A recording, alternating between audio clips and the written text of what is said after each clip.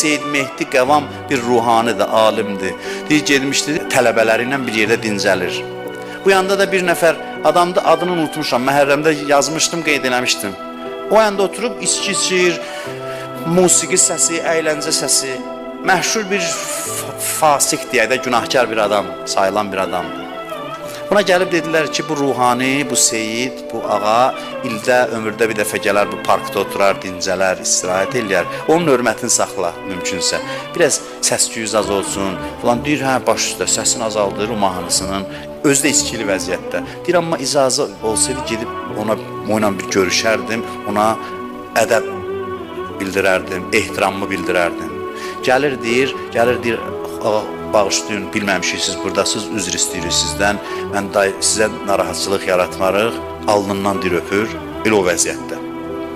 Ağa da deyir, ona baxır, deyir ki, sənin adını çox eşitmişəm ki, belə bir qoçusan, vurub yıxan bir adamsan filan, mənə maraqlıdır ki, sənin həyatın, məramın nədir?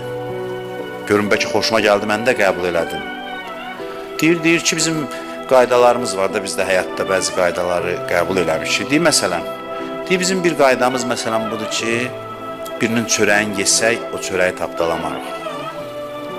Təşəkkürünü eləyərik. Deyir, axı, pozursuz o qaydanı. Deyir, harada pozuruq? Deyir, sənə bütün varlığı bəxş eləyən, çörək verən, yeri göyü sənin ixtiyarında qoyan Allahın çörəyini yirsən, amma heç təşəkkürünü eləmirsən. Heç yerinə yetirmirsən. Deyir, elə o vəziyyətdə fikrə gedir, deyir, hə, ağıllı sözdür bu. Ağlıma batdı bu söz. Ağlıma batdı deyir və orada tövbə eləyir həmin yeri. Tanınmış adamdır, sonra gedir bir məclis təşkil edir, heyət təşkil edir və ömrünü bu məktəbə xidmətə sərf edir və böyük insanlar yetişdirir. Görürsən, o ürəyi təmiz idi doğrudan da.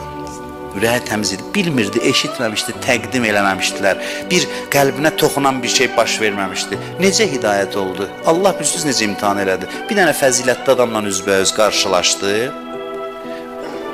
Vurub yıxan, qoçu kim olmağına baxmayaraq dedi, Seyid Peyğəmbər övladı da alimdir. Onun qədəmləri mənim gözümün üstündə. Bax, bu nuraniyyətdir, bu qəlbin göstəricisidir, qəlbin vəziyyətinin.